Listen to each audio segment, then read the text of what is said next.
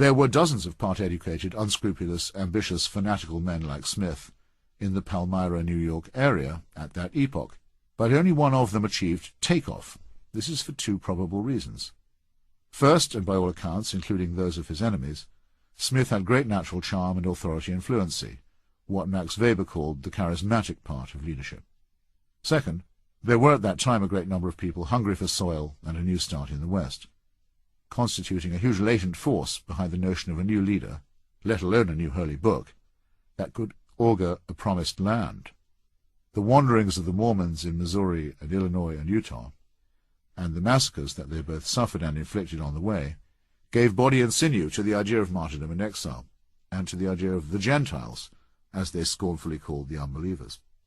It is a great historical story, and, unlike its origin in a piece of vulgar fabrication, can be read with respect. It does, however, have two indelible stains. The first is the sheer obviousness and crudity of its revelations, which were opportunistically improvised by Smith and later by his successors as they went along. The second is its revoltingly crude racism. Christian preachers of all kinds had justified slavery until the American Civil War and even afterwards on the supposed biblical warrant that of the three sons of Noah, Shem, Ham, and Japheth, Ham had been cursed and cast into servitude. But Joseph Smith took this nasty fable even further, fulminating in his Book of Abraham that the swarthy races of Egypt had inherited this very curse. Also, at the made-up Battle of Cumorah, a site located conveniently near his own birthplace, the Nephites, described as fair-skinned and handsome, contended against the Lamanites, whose descendants were punished with dark pigment for turning away from God.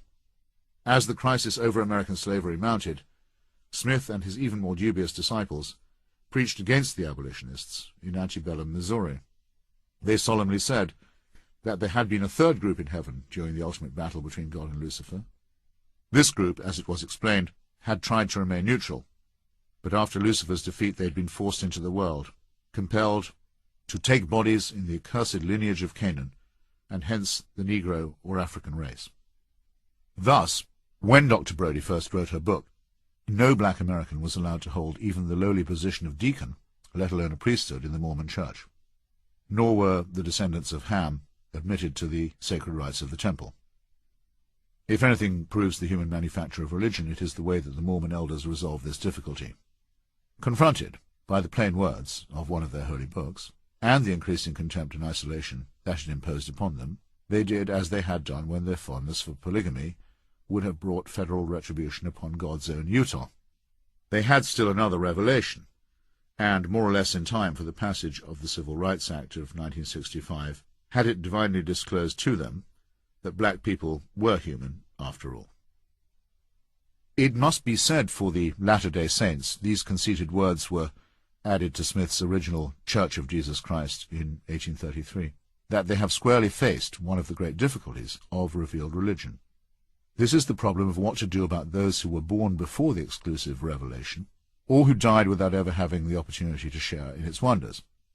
Christians used to resolve this problem by saying that Jesus descended into hell after his crucifixion, where it is thought that he saved or converted the dead.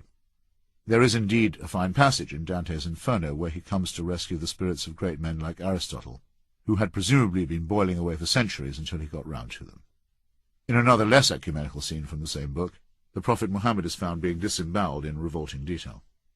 The Mormons have improved on this rather backdated solution with something very literal-minded.